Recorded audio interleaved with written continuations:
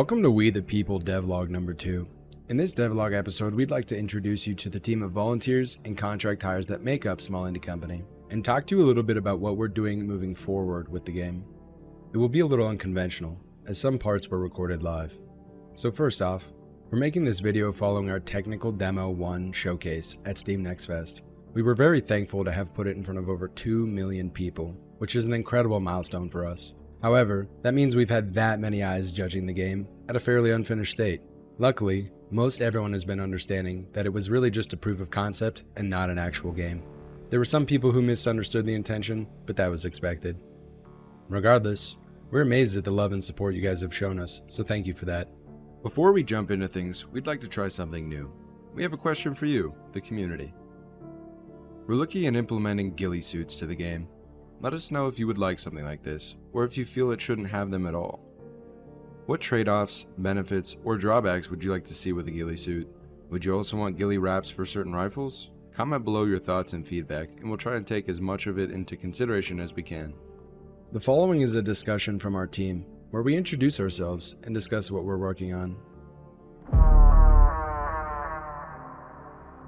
You guys got to know me quite well during the first Devlog episode, so here we can shine a light on the rest of the team, where you can hear firsthand what they're up to.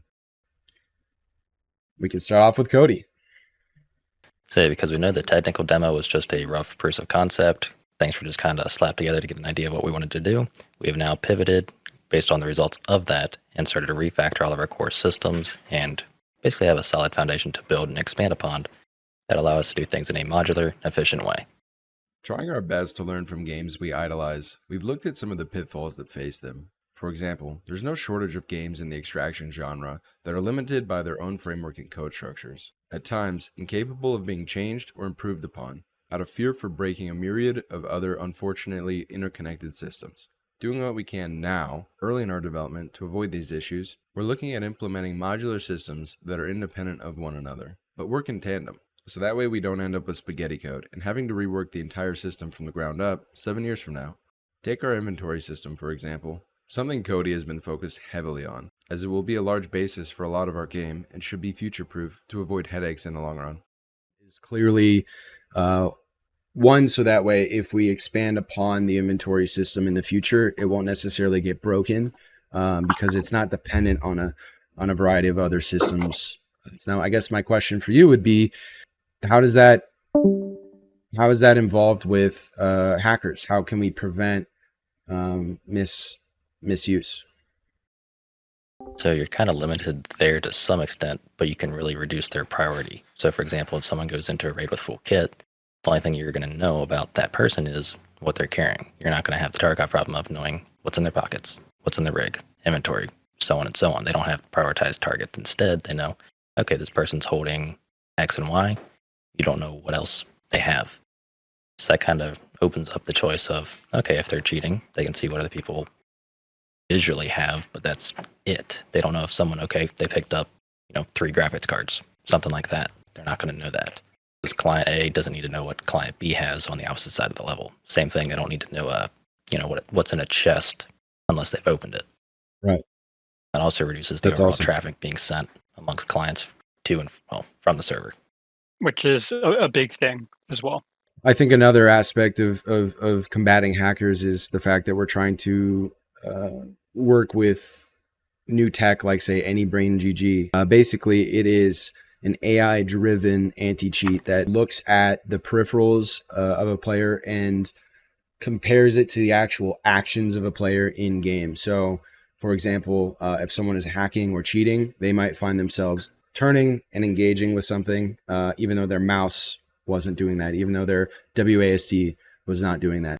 Obviously, a new tech and new anti-cheat that has not been sort of dissected by bad actors and potentially, 99% effective. That's amazing. To have an opportunity like that, we would be very fortunate. As an AI network, it is something that is not dissectable. Right. It just physically isn't, but with the very nature of it, it's not something that we would rely on fully. I mean, we would have to still review what it flags, but it's a great tool for determining very easily without human review of every single possibility that perhaps this person might be doing something a bit fishy, and we can investigate that. And that's an amazing tool.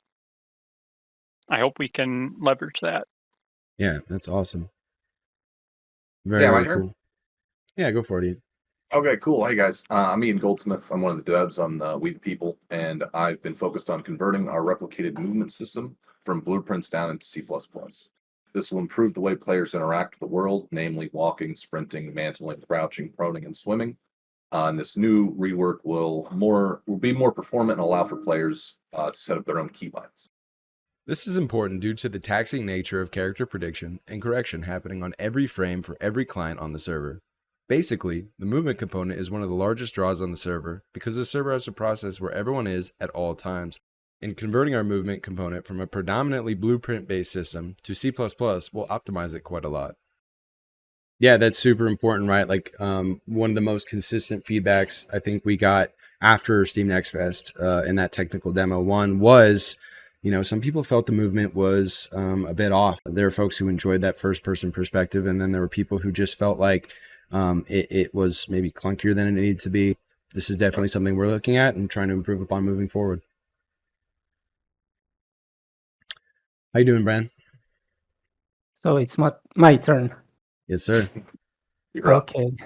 Hi, my name is Branimir. I work as 3D artist, so my main focus is on creating textures and 3D models for game.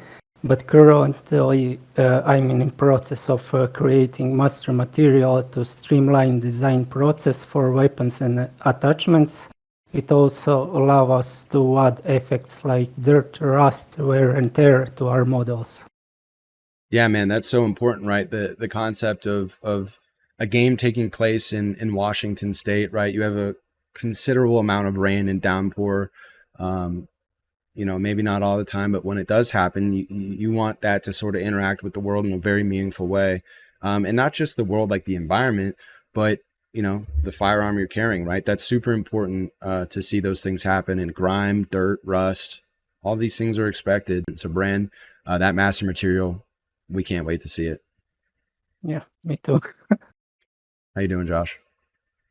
My name is Josh. I am a virtual producer here on We the People. Currently, we are working on creating very cinematic trailers using Unreal Engine for the piece to kind of, add to the world building, giving a little bit of a story. It's actually been fantastic over the last 6 months. We've been working on it. There's been so many updates within Unreal specifically towards virtual production that just adds to the realism. From how things look to metahumans to even just the animations themselves with the new ML deformer and metahuman animator. So at this point, we're just staying on the cutting edge and kind of seeing what we can create.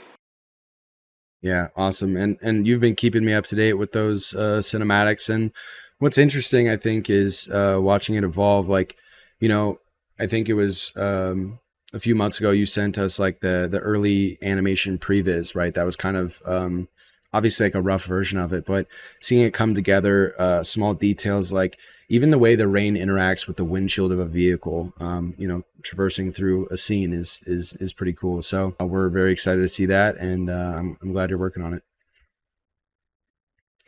How you doing, Isaac? Good. So I'm Isaac. I'm animator at small indie company for We the People right now. When the demo was shipped, the animations were a little janky, not in the place that we exactly wanted them to be. So my process right now is creating all new animations, movement, weapons, items, anything else that may be needed. This also includes creating rigs for anything, so new animations can be made quicker for anything else that is made in our pipeline. Right. And what was it like last month? You were just kind of showing me an example of this. You did like the hang 10 or what is that? Yeah, Shaka. Right. Yeah, that was really funny to see. So I look forward to starting to see those animations get sent through that pipeline and end up in the next build. That's going to be super cool. Oh yeah. How you doing, Eric? There, I'm Other Eric. As a member of the writing team, I've been tasked with working directly with content creators to develop meaningful character stories and dialogue to help expand the world and its lore.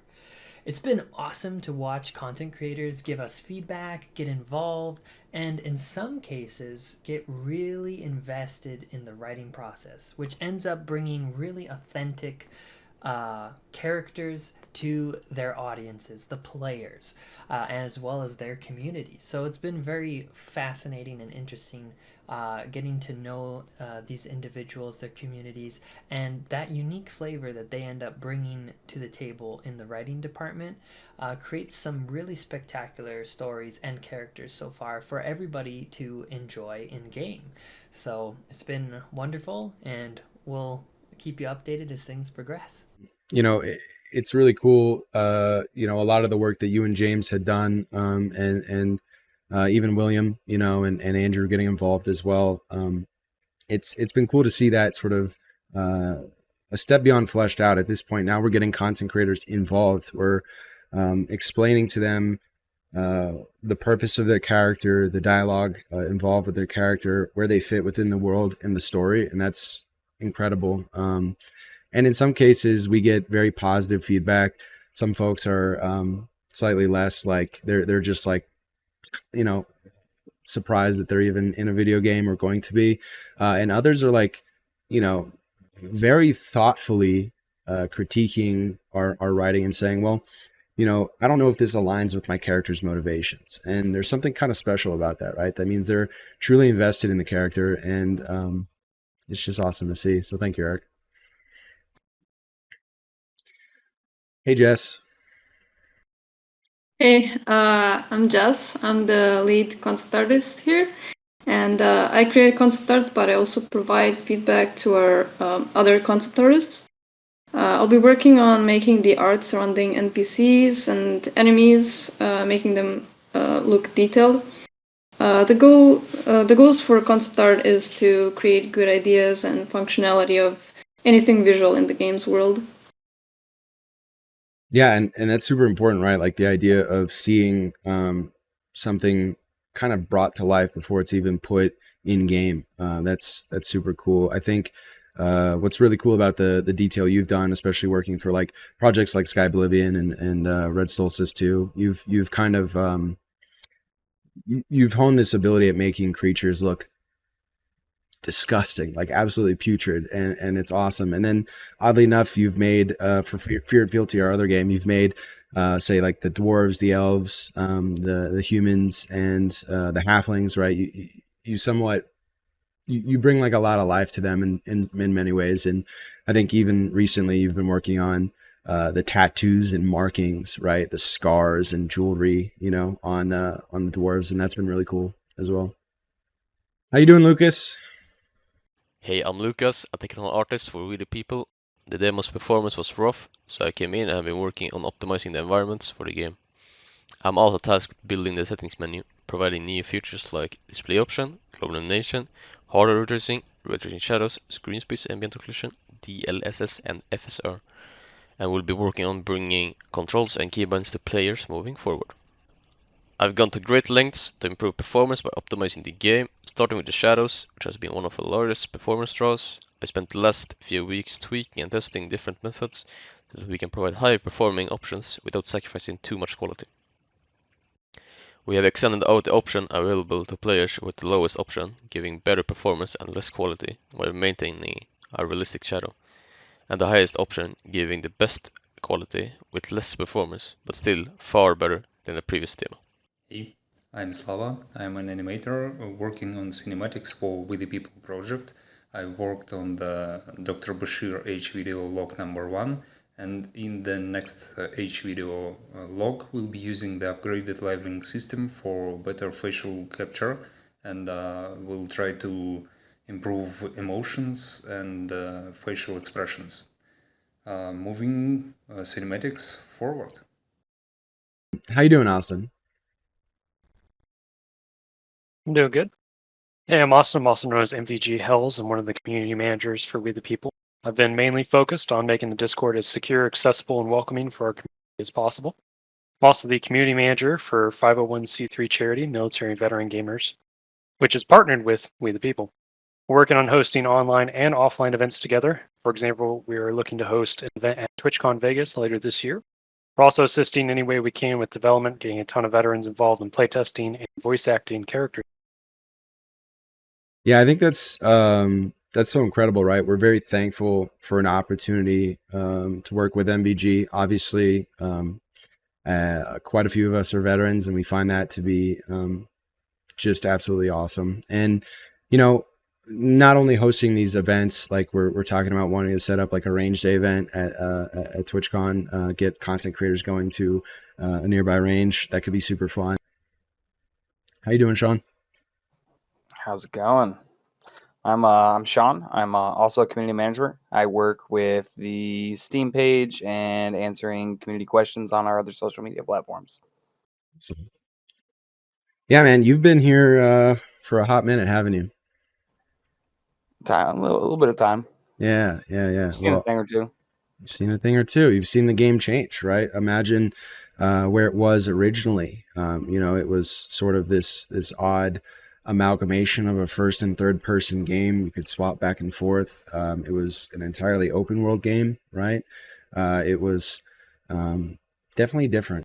With each iteration of Unreal, we've got to see it sort of change and shape, and that's kind of cool too. So thank you for being a part of that journey, Sean. Hell yeah, man. Here for it. How you doing, Sydney? Hello, I'm Sydney Morris. I'm a composer and sound design for the new game We the People. I create atmospheric ambient sound and complement the writing for the feel of this post-apocalyptic setting. In the future, I'll be bringing to life the Foley work within the game and giving you lots of hardcore, bone-breaking sound effects for your enjoyment. Yeah, that's awesome. And how important is that, right? Like, not only being entirely immersed in a game, but when it's meant to be bone chilling, right? Getting that feeling, getting that ambiance and aesthetic is super important. But Cindy, some of the feedback we got during the first technical demo at Steam Next Fest was that some people felt the sound design, at least relating to the firearms, were maybe not hitting right. And I think I look forward to working with you and other folks who are involved in sound design to really make sure we're delivering a better sounding suppressor noise, for example. Some people don't like that Hollywood kind of kind of noise, and it's been so overused. It has it in every game, right? So you're like, right. Oh yeah, that's that. Like they'd rather a realistic sound. Absolutely, and that's definitely something we need to touch on, and we will, right? I think what's really nice about We the People is that we have partnerships with a ton of real world brands, and so when we're talking about getting a firearm to sound authentic, right, to sound accurate to life, we're going to be presented with a lot of opportunities that allow us to achieve that goal. And obviously it's super early now, but as we move forward and establish ourselves as a studio and obviously get more involved in our relationships with these brands, we'll certainly see these things start to improve. Hey, how you doing, Mark? Hello, I'm Mark. Sorry about that. I'm a level designer on the team, and I've been focusing on designing one of the menu maps we have for We the People called Capital. It's still in the early stages of construction, as I'm still learning about the Unreal Engine, but I'm still making sure that the main ideas of level design ensure players have the most immersive experience in it are still being employed as I build it. As things and assets get added in, I've been looking into other FPS games like Daisy. I've looked into Tarkov as well, and checking out what's like the main points that need to be added into like the game itself in the map for players to have fun in it. Right. I mean, it's crazy when you think about level design. Maybe at the face value, it doesn't seem very intricate, but I would argue it's very intricate. The idea of flow through a map is very important, right? The idea that if you're creating a lane for players to go through, obviously if we're say talking about like the arena mode or something like that, you want to make sure that it sort of makes sense. People aren't just opening themselves up to getting hit or shot at, and they can sort of move from cover to cover, or even in a larger map, you have massive points of interest, making sure that you don't just have specific points on a map and then kind of nothing surrounding it, right? We want to make sure that Yeah. the environment tells a story. And I think, you know, to say Eric and James and all of our writers credit, you know, as great of a story that they tell, an environment tells an important story too. And you have to be able to walk up into a specific room or a building and basically discern what had happened there, right? And in a post-apocalyptic setting, it's really important to see that brought to life, right? We want to really immerse players and bring this concept of the fall of civilization to life. How you doing, Eric? Hey, I'm Eric. I've been working on Ballistics and trying to set it up in our project. And my focus has been on creating and integrating new bullets and calibers while letting them uniquely interact with the environment. You can be a sniper and actually account for the way your bullets can travel in flight. Right. Let's say it's a really overcast and foggy, rainy. You know, the air density might be different than, say, that of a nice, bright, sunny day, and the trajectory of the round could be calculated differently as a result of that, right? Yeah, absolutely. Now, obviously, that's about the best you could expect from a handful of video game enthusiasts coming together to film a live devlog, speaking off the cuff. But we're more than just a team of unphotogenic gamers who are way too used to using mics instead of our cams. We're a group of people looking to make a game, specifically one that we would want to play ourselves. There's a lot of hype around our game, and we're very thankful for that. There's also a lot of comparisons to other giants in the genre.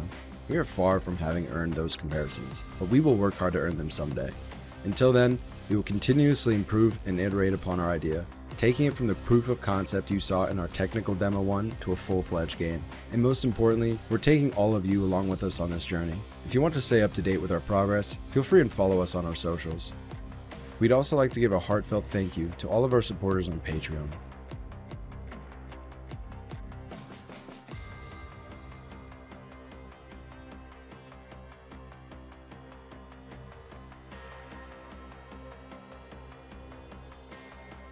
If you've made it this far, thank you for watching our second installment of the We the People devlog series.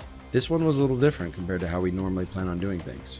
If you like the change of pace, feel free and leave a like on the video, subscribe to our channel, and comment something positive down below.